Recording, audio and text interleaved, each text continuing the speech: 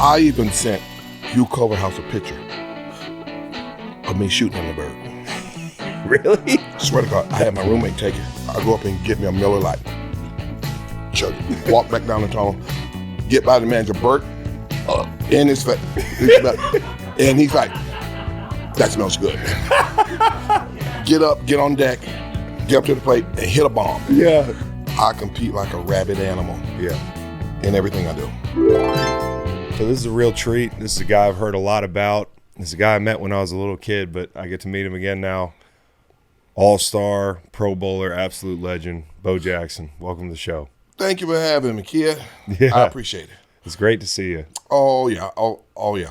I'm quite sure that your dad have given you all a lot of stories about me. I've heard a few. Growing up. I've heard a few. Actually, your dad was the only one right before the game, before we go out on the field to start the game, because we would come in from pregame, and I'd take my pads off. Now, I had the ritual where I would lay down, take my pads off with the jersey, lay down, let my pads be my pillow, and I would go to sleep.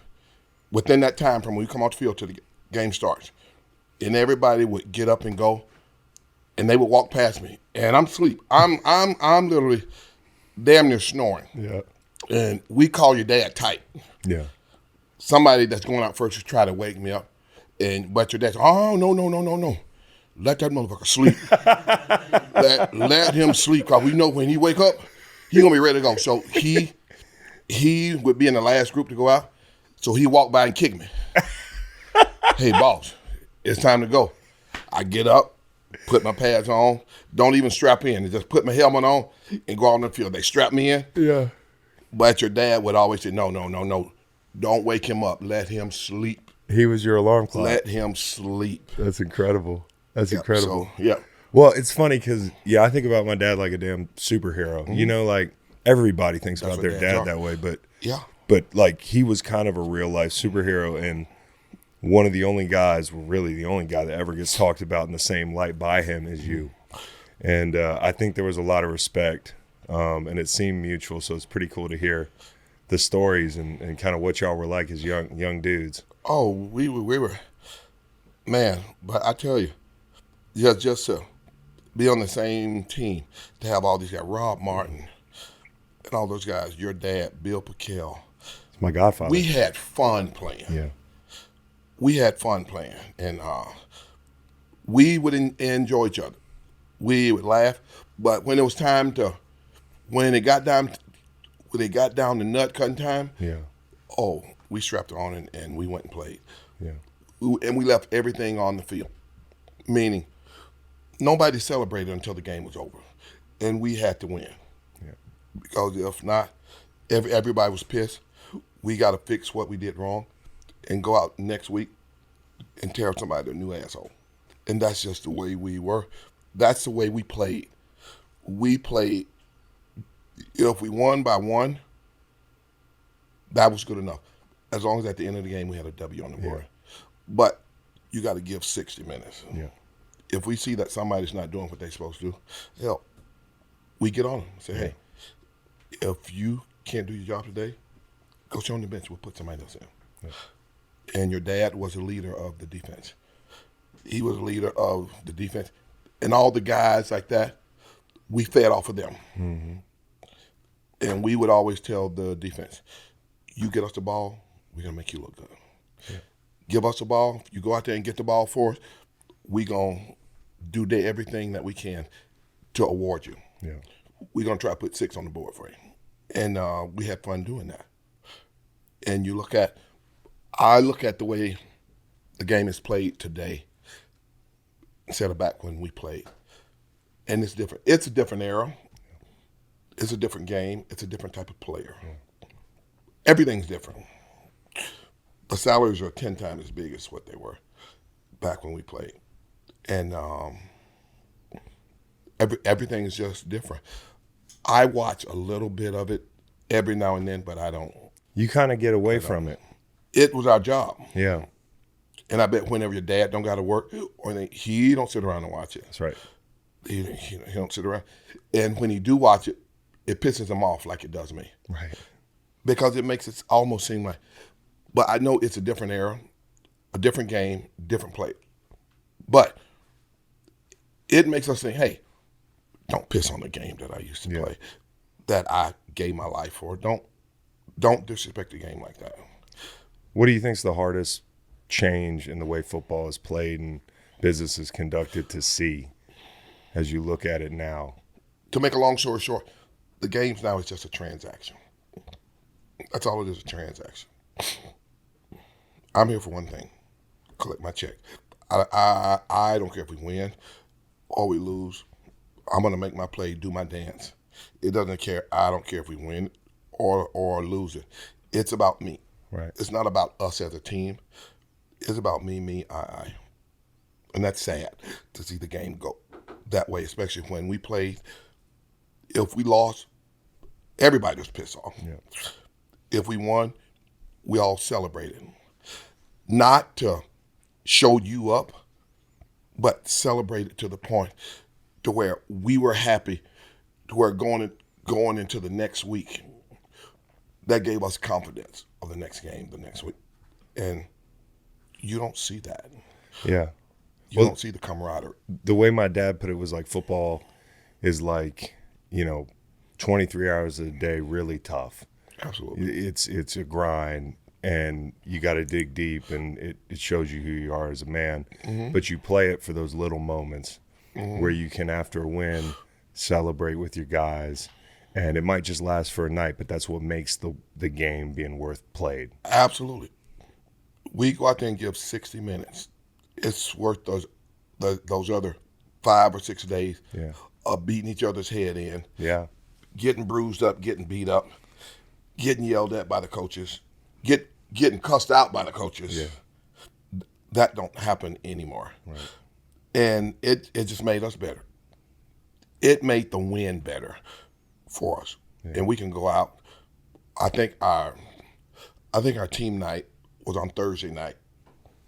We'd go out to a little bar, a local bar there in El Segundo, and everybody come out, and you just came out and stayed for 15 minutes, which is what I usually did, just to be a teammate.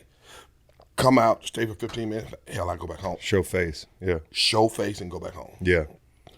And that was me, because I've never been the type that go out and party and stay out. You haven't been a party type. No. Yeah. And that's got to be tough in L.A. I mean, not tough if that's just not who you are, but there's a lot of distractions in L.A. And I tried to keep the distractions to a minimum. Yeah. My only distraction when I was out in the Raiders was my Harley. You had a motorcycle? Yeah, I had a Harley. So did they not put that in the contract that you couldn't ride, or that kind of predated all that? No, they didn't put that. How'd you like to ride that Harley? Did you ride it up and down? Me and some buddies, we go up through Topanga Canyon. Yeah. We'd ride everywhere. We ride down to Anaheim. Yeah. Go up by the lake and ride. No way. So forth and so on, yeah. And Al didn't care? No. Al was going to let you do what you had to do. He let you play baseball, let you ride a motorcycle. Al said, look, if you show up, if you show up to play and play well, hey, as long as you're careful, I don't mind. But I didn't ride it every week. Mervin Fernandez would ride his motorcycle to practice. Really? Yeah, he had a crotch rocket, and he would ride his motorcycle to practice. That's pretty amazing. Yep. And the thing that struck me about you, Bo, was it seems like you're really content in living your life outside of football. I saw a quote where you said, and I might be butchering it, but football or sports was never the center of my universe. It was never the center of my universe. It always placed third or fourth somewhere down the list. It's family, friends, business, sports. But it doesn't change the way you compete. It doesn't change the way I compete. No, I compete like a rabid animal. Yeah. In everything I do. Everything I do. I refuse to accept defeat. Did it make kind of having to distance yourself from baseball and football a little bit easier, knowing that you're kind of grounded in who you are off the field? It all goes back to that state I said earlier, that sports always ranked third or fourth on my list. So it wasn't hard for me to, once I got injured, it wasn't hard for me to accept that and move on. Because I had planned to be out of sports by the time I was 32. You had it in your head. It was in my head. Yeah. And I was 28. So I was looking at playing probably for another 2 years, 3 years max, and I'm good. But, hey, the man upstairs got ways of working things out for you. Yeah. And I haven't looked back. The other thing that struck me was how principled you seem to be because, you know, for a lot of people, the contract that Tampa offered you when they drafted you won. And I actually talked to Pat Kerwin this week who said he actually turned that card in. I said, I'm interviewing Bo this week. He said, I turned in the card, and they said to me, he's never playing for y'all. Yep. And I know the background with the private jet story and everything, but it seems to me that, like, you kind of, people now say standing on business, you know, which is basically like I'm standing on my principles. It seemed to me like that was very important to you in so many impasses in your life. Very important. Man's integrity is worth everything. And if you can't have that, then I don't want to associate with you, period. If you do, like you said, the stuff that Tampa did to me was underhand, and they lied to me. How can I play for you when the first thing you did is lie to me? Right. And sabotage. Then you screwed me over, yeah. Yeah. You lied and you sabotaged what I believe in. And then I just told him, I said, look, you screwed me out of my senior year in baseball. I'm going to screw you out of first round draft pick. They said, well, you can't turn in this because we're going to offer you one of the biggest contracts, which was over a $7 million contract. You aren't going to do that just to play for $1 million. I said, draft me and find out. Watch me. Watch me. Draft me and find out. Yeah. So for me, it wasn't about the money because I know I can make the money with anybody. Yeah. But I'm not going to play for you because if you disrespect me, and I'm not even employed for you, you disrespect everybody else you play with. You play. I said I can't go down that aisle. I can't go down that road with you. Do you think if things were equal, and say there wasn't that scenario with, and for the people listening, I guess it was, they sent a private jet for you for a visit, and you were under the impression that it was under compliance, but it wasn't. It wasn't. And so it cost you your senior season playing baseball. And I think they did that on purpose because that year, word out that the 3 or 4 top players that was going to be picked in the baseball draft was Will Clark, Rafael Melrose, Bo Jackson, and somebody else. Yeah. And they knew that. So they said, well, we need to make him ineligible so we'll know he to play football. And by them lying to me, they screwed up royally. Do you think if everything was equal and you had 2 comparable contracts, opportunities out of college, like, I guess some people don't consider because of that you might have just liked baseball more, or is that, you know, a leap of logic there? No, I played baseball for one reason, and that was because I wasn't going to go to Tampa. Yeah. And I had to sit out the next season. Yeah. So, and I wasn't just going to sit around and do nothing. Right. I might as well play baseball. I've been doing it might as well since I was a little kid. Yeah. And I said, so that's what I'm going to do. And a year later, Al Davis was at the draft? It was a normal draft, not the supplemental draft that he drafted? No, I think it was the supplemental draft. And what's the pre-draft process? First off, what's the pre-draft process ahead of the Tampa thing where I guess you said it, they're calling your bluff. But, like, did you make it abundantly clear through back channels that you're not going to play for them and they just kind of powered through it? I even sent Hugh Culverhouse a picture of me shooting him the bird. Really? I swear to God, I had my roommate take it. They left that out of the Bucs documentary. But with the Polaroid camera. And I sent it certified mail to where he had signed for it, and he got it. I'm not lying. I'm serious. To let him know that I'm not playing for you. Do you know how much that Polaroid's probably worth? Yeah, if they still got somebody got it if he did tear it up and put it in the garbage. It's unreal. Yep, there's a picture of me in my dorm room at Sewell Hall, Drew, that's no longer there. Yep. Hey, that's so good.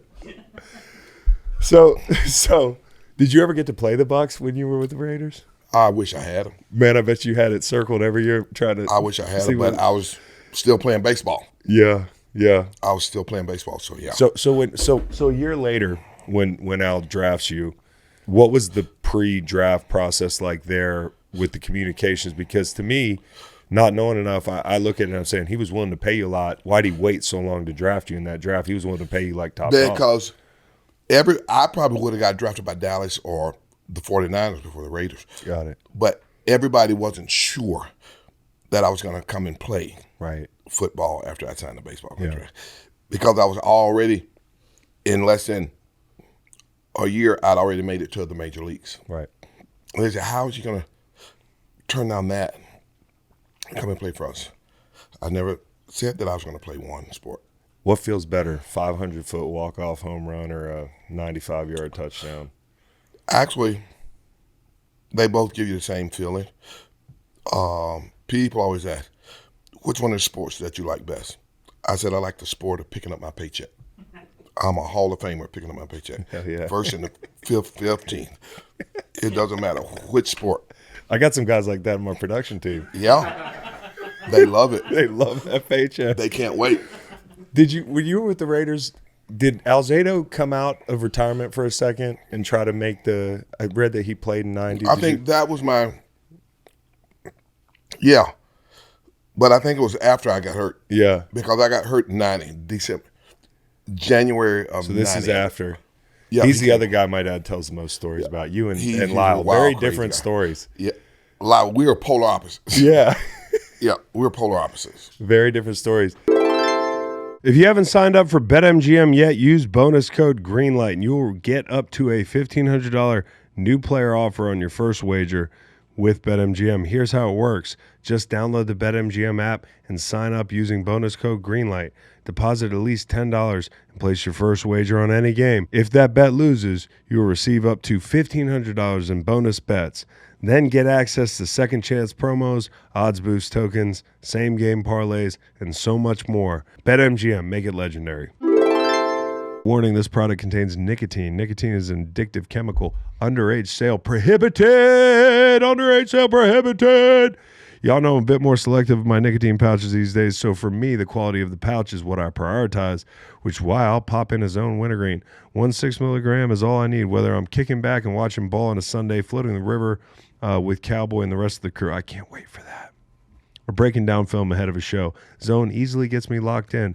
With its smooth feel and variety of flavors, Zone is always on our game day roster. Whether you like a fresh mint flavor or you're into citrus flavor, check out their roster of options. Use promo code GL20 at nicokick.com/zone for 20% off at checkout. At Auburn, I was always interested in Marcus Dupree. And I know you're about the same age, maybe. We come out of high school at the same time. So you're getting recruited probably everywhere. And I know Marcus is a highly touted recruit. Were you aware of each other at Marcus the time? Dupree was a #1 high school running back coming out of high school at that time. Yeah. And I knew that he was going to go to Oklahoma, and I was going to go to Bama. But they told me that I wouldn't get a chance to play till the end of my sophomore, beginning of my junior season. So I said, screw you. I went to Auburn. And the coach that was recruiting me, he said, Auburn hasn't beat Alabama since 1972, and they never will. So I shook his hand. Thank you for coming and see me. But in my mind, I'm looking at him smiling, but in my mind, I'm screaming at him saying, you got to be out of your fucking mind that you think I'm going to come and sit on your bench for 2 years or 3 years and wait to become a starter. And I remember him saying that, as plain as day, Auburn hasn't beat Alabama, and they never will. That turned out to be So I signed with false. Auburn. I signed a letter of intent Yeah. with Auburn 2 weeks later. Yeah. Went to Auburn, started as a freshman, Alabama-Auburn game. I know you probably can't say this, but I shoved it up his ass. Would you say it? I shoved it up his ass. To the tune of 200 yards or something like that. Yep, it was almost 260. I shoved it up his ass. Scored. You don't touchdowns. forget anything, do you? I don't forget anything. No. I love that. No, I don't forget anything. I love that. I love that. But the Marcus Dupree thing was so interesting to me because he said one of the schools that recruited him, they offered him an oil rig. Like, it was crazy, the stuff that, this is around. They're probably Houston. Or Texas. It was probably Texas. I'm wondering how crazy some of the pitches for you were. There weren't, because I think I was ranked or the third or fourth best running back in the state of Alabama. No way. That was a guy that Auburn signed who was a number running back in the state, named Allen Evans from Enterprise High School. And he was a 5-star. And they ranked me as a 3-star because I had 2 other backs in the backfield with me. That was just as fast as I was. Mm-hmm.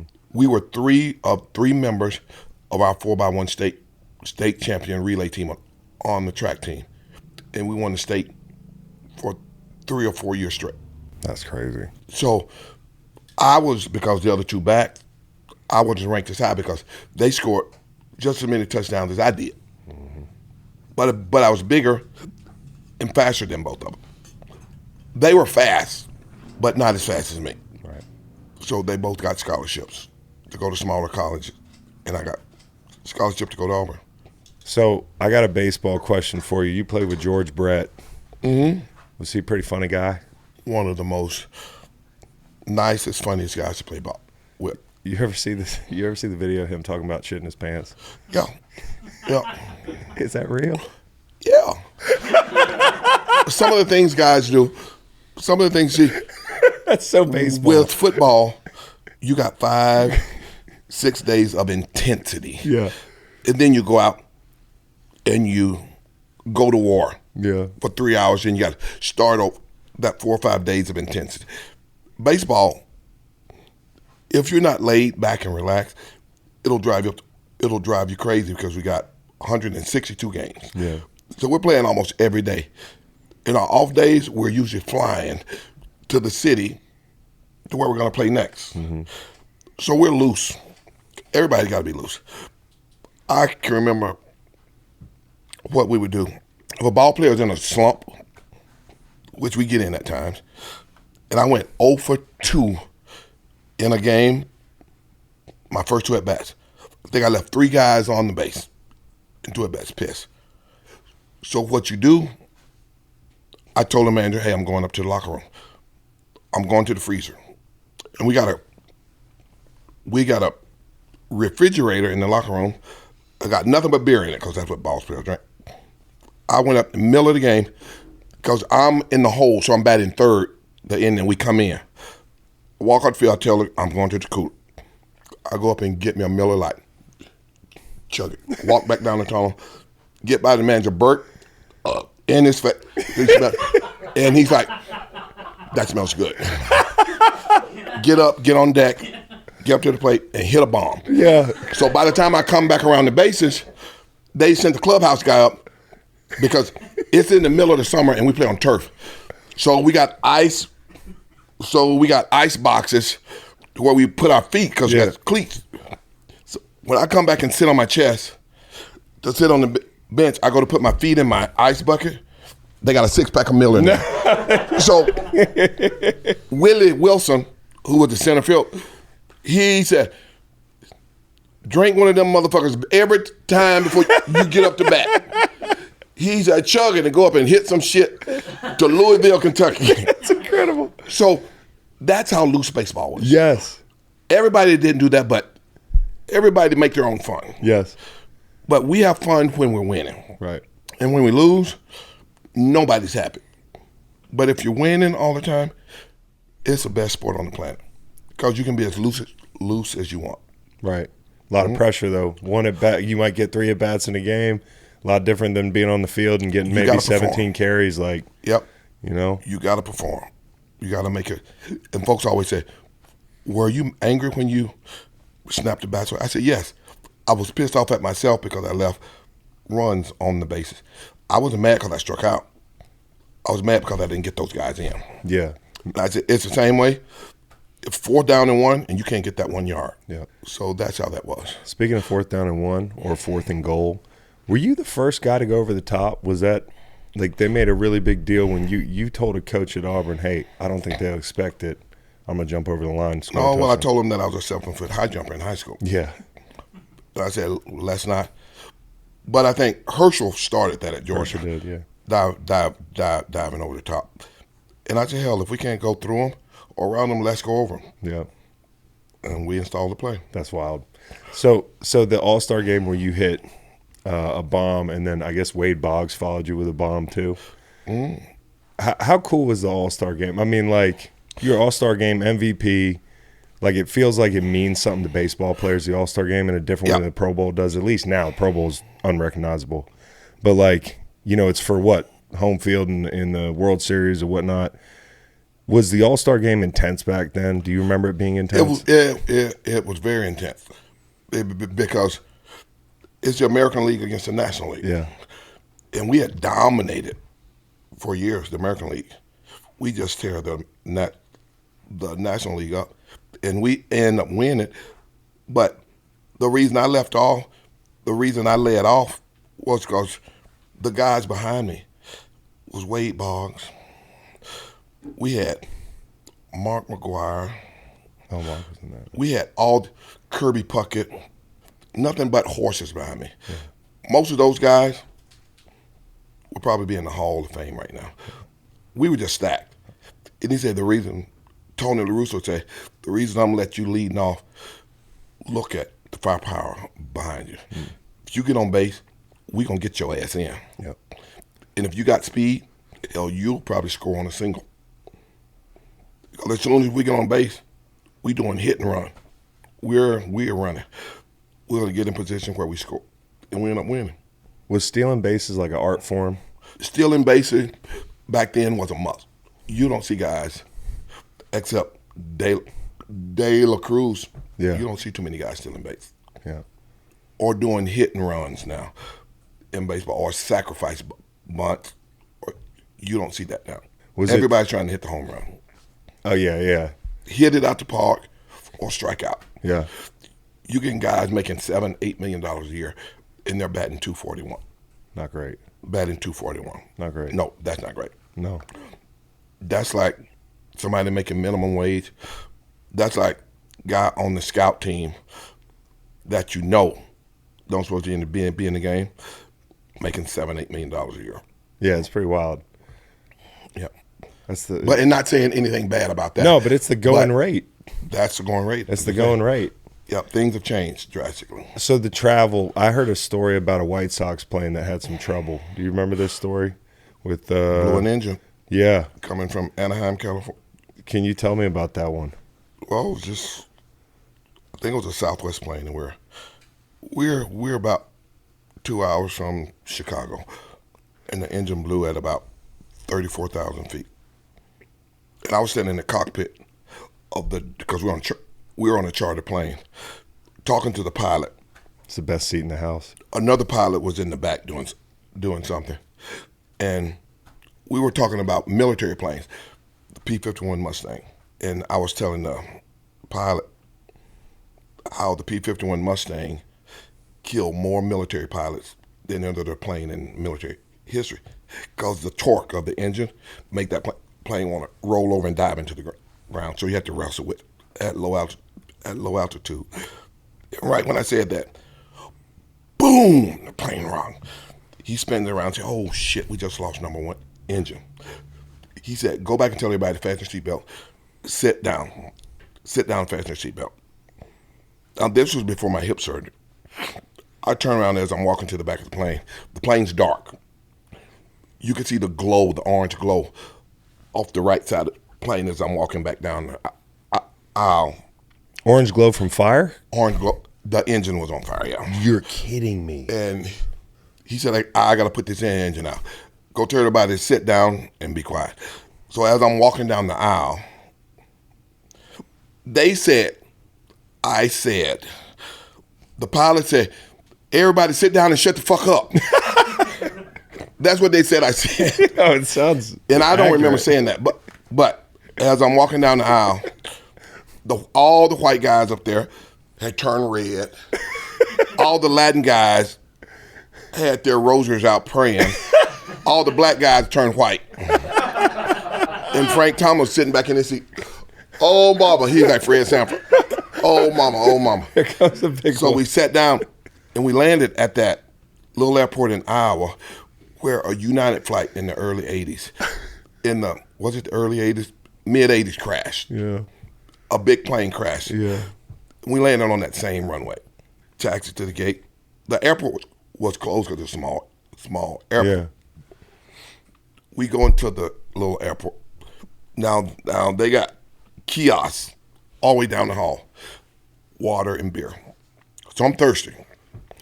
We're on our way out the door to go to Denny's, but I check because I want some water. And somebody said, check the beer spigot. I said, these beer spigots are locked. Go to this one, locked. Walk down the hall, this one's locked. Get to the third one, this one's locked. Get to the fourth one, and beer start flowing out there. I didn't drink beer at the time. Yeah. So we went to Denny's, and those guys got the big cups.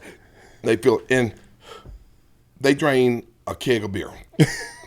So when we come back from Denny's, the cops are standing there, and my teammates are standing there with cups with beer. There he is. He broke it. I'm like, broke what? He said, Mr. Jackson, did you break the lock off of the beer spigot? I said, officer, that wasn't a lock on it. I admit I went back there looking for water, and they told me to check the spigot. Like I checked all the other spigots, and they were locked. This one wasn't locked. So we went to Denny's. I just smell my breath to see if I smell like beer. Yeah. And they were soft. The airport charged the White Sox, I think like $700 for a keg of beer. That's crazy. They charged $700. That's nasty. That's real nasty work. That's unreal. And half of the guys, they opened their car rental place. They rented cars and drove home. You had guys on the planes. You had guys on the plane calling buddies as we got into where we can land. They were calling buddies, say, hey, if I don't make it, I want you to go to this secret bank account and take the money out and give it. You had guys just It was they were like scared because it was shaky. My dad said how they lost an engine going to like Buffalo or something, and it was the same kind of thing. Yeah. Bill Scared Piquel praying in the aisle and that sort of thing. You take creatine, Nate? I do now. Yeah. You know who doesn't take creatine? Who's that? Rob Ninkovich. You can tell the way I threw him around Oh. in San Francisco. Hey man, Hey, Ninko. you impressed me. You You got a take nice some. quick move. My back still feels it. Having to wrestle with that motherfucker. He always wants to wrestle, but he doesn't know I take creatine. So it doesn't just help you stay strong. I really have always had trouble keeping weight on. Like even when I played, I used to go weigh in with like 2.5 pound plates. But now I don't have to do that.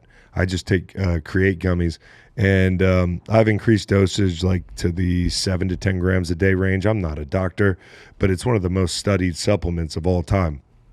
And it's not just good for muscle retention, for performance in the gym. Your boy's 40 now, so I really need my creatine. It's also good for cognition. I really will take it sometimes in the afternoon and feel a lot better. That last night before I went out on like fumes, I popped a couple Create gummies. I felt nice and strong in the club.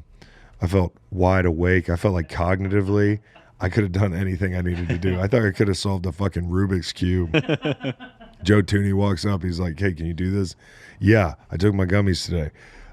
So anyways, it's a good habit. I feel great when I'm on it. And these are tasty gummies. Healthy brain, cognitive effects as I get older, very important. Muscle maintenance, keeping this physique. You know what I'm saying? Physique looks great, Chris. Your physique looks phenomenal. Thanks. You too. Thank you. Thank you. Problem. This ad break is brought to you by Smirnoff, the exclusive vodka of the Green Light podcast for Super Bowl 60. We had a blast celebrating the launch of a Laylee's collaboration with Smirnoff this past weekend. It was great to get back with some of my Patriot teammates like Rob Ninkovich, LeGarrette Blount, and the Butter King, a.k.a. Bo Allen, to celebrate this moment. We'll be rolling out some recap content, so be sure to check those out when they're released. Please drink responsibly. Smirnoff. Number 21 vodka distilled from grain, 40% alcohol by volume. The Smirnoff Company, New York, New York. Please do not share with anyone under legal drinking age. Smirnoff. Let's talk about my Yeah. my my future podcast. Yeah, let's talk about it because you're in the podcast game now with me. Oh, well, I'm trying to get in it, and I'm learning, and it's funny because it's not about sports. Yeah. It's about men's health. Yes, sir. I'm quite sure your daddy can relate to what I'm saying. As we get older, our bodies don't work like they used to. Take for instance, last October, this past October, I had prostate surgery. I had my prostate taken out, and I'm cancer free, which is a good thing. But we as men, we don't talk about our personal problems like women do. Mm-hmm. Your mom can get with her girlfriends, they go out and have lunch and they talk about all their problems. Mm-hmm. We as men don't do that because we think it makes us weaker, and we don't want our buddies to look at us as being like that. Yeah. And I'm started Bono's men's health to peel the layers from that onion. We need to talk about everything, all about medical issues. Prostate cancer, colon cancer, bladder cancer, you name it. Men have breast cancer. Yeah. But the only time we talk about those issues is when we're in the doctor's office with the doctor. And sometimes we don't even tell our families. Right. Because we don't want them to worry. My mother, she never told us about her cancer until it was too late. But as far as men are concerned, we don't talk about those issues. We keep them to ourselves, which they eat at us like battery acid from the standpoint, especially with something like prostate cancer. If you don't get it taken care of, you're looking over your shoulder every 6 months. I wonder if it's back. I wonder if it's spread. I wonder if it's just laying dormant right now, because the thing about cancer is just like Mother Nature. Both of them are undefeated. Mother Nature does whatever she wants, whenever she wants, however she wants. We just got to be smart enough to get out of her way. Cancer's the same thing. Unless you cut it out, it's going to continue to come back. Yeah. So you can treat it with chemo, you can treat it with radiation. It's going to eventually come back. And I didn't want to spend the rest of my life looking over my shoulder to see if it's going to rear its ugly head again. Yeah. Because the thing with me, just like your dad, I love my grandkids. I want to be around to raise my grandkids. Spoil the hell out of them and send them back home to you. Mm-hmm. Give them whatever they want. Like I said, jack them up on Skittles. Yeah, make it harder on us. Dew and send them and send them home. Yeah, buy them whatever they want, because they're gonna say, like my two grandsons say, "Papa is my best friend," and I love that. Yeah, I love that.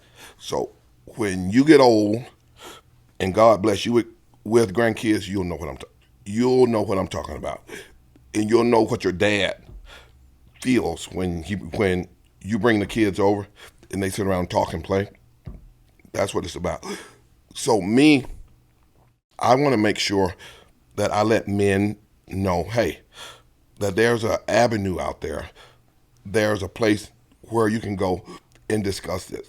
Because we just know. Yeah. Women talk about everything, and they aren't afraid to not talk about it. Yeah. But we, as men, it's taboo for us. And you can't sit around with your friends. It's the instinct to withstand everything, which is a kind of a man instinct. It doesn't make us better or worse. It just makes us probably more stubborn. We can't let the world know that we have a weak side. Yeah. We can't let the world know that, hey, I'm not perfect. Nobody's perfect. And for me to use my platform, to use my name, to make men around the country aware of this, because a lot of men know that they got issues, but they're afraid to go to the doctor because they don't want that doctor to tell them the bad news. Yeah. Was it hard for you to step out and talk about this with your? After I had my surgery, no. The first thing I did was I called teammates from high school. I got all my teammates that I played baseball with. We got on a Zoom call. I told them about it. Right. And half of them say, hey, believe it or not, but I got a prostate exam next month. I got this done. I've had this done. But they never talk about it. Right. And they say, I think what you're doing is going to be great for men around the country because we don't talk about that. We should. It makes life a whole lot better. And there's a mental health aspect There's a mental health aspect to where, hey, if you don't, I'll put it to you like this. If you don't talk about these type of issues, pressure will bust that pipe eventually. Yeah. Too much pressure builds up and you can't handle it. We're strong in everything, but we weren't made to handle pressure like that to where we keep all this medical stuff to ourselves. Yeah. If we can get with somebody, the professionals, because in my podcast, I bet almost every podcast I'll have a doctor on. Yeah. Someone that knows more than I do. Because I just know what I've gone through. I'm not a professional. I'm not a doctor. But I'm privy enough to know, hey, if you got issues, get it checked. Yeah. Have a professional look at it. Because I can't diagnose you, but I know someone who can. And if you don't have the proper insurance or the proper finances to get this done, we have this fund set up here to where we're going to help pay for that PSA test. Yeah. We're going to make sure that your doctor is going to give your friends and family discount. Because number one, he wants a business. And if I'm going to advertise him and about his business for free, he got to give us something back, right. which is give you a discount. So, I'm trying to get ahead of it. I'm 40 now, man. Hey, you got to get them done. Yeah, I'm starting to realize, man, that, the years go faster the older you get. Listen, and you got to realize, go back and check all the symptoms that your grandfather, right, your grandmother had, because they're going to pass those down. Yep. And colon cancer and prostate cancer runs in my family. And if I had ignored some symptoms when I was 21 years old, I probably wouldn't be here. I'd probably be dead from colon cancer. Well, I hope you're going to save some lives doing this. That's my goal. Awesome. This is going to be awesome. That's my goal, to use my platform to help guys get over this hump. And I call it putting some sunshine in somebody's cloud. Are you excited to kind of lead the show a little bit? Listen, I'm very excited. Yeah. I'm very excited. It's almost like Christmas. Yeah. It's almost like Christmas. Giving somebody a gift. Yeah. It's like helping somebody with the gift of life and knowledge. And like they say, knowledge is power. Yes, sir. So I want to spread that around. Thanks for doing it. I'm super excited. No, thank you, brother. I'm super excited, and I really appreciate you coming on, Bo. Thank you It's a pleasure for us, man. I heard a lot about you. And my dad respects the hell out of you as a man. So. Oh, tell Tight is tight. So they called him Tight. Yeah, I call him Tight. Because he was uptight. He was tight. He's always been uptight a little bit. Call him Tight. So good to hear, dude. Yeah. I appreciate you. Call your dad Tight. I appreciate you, big guy.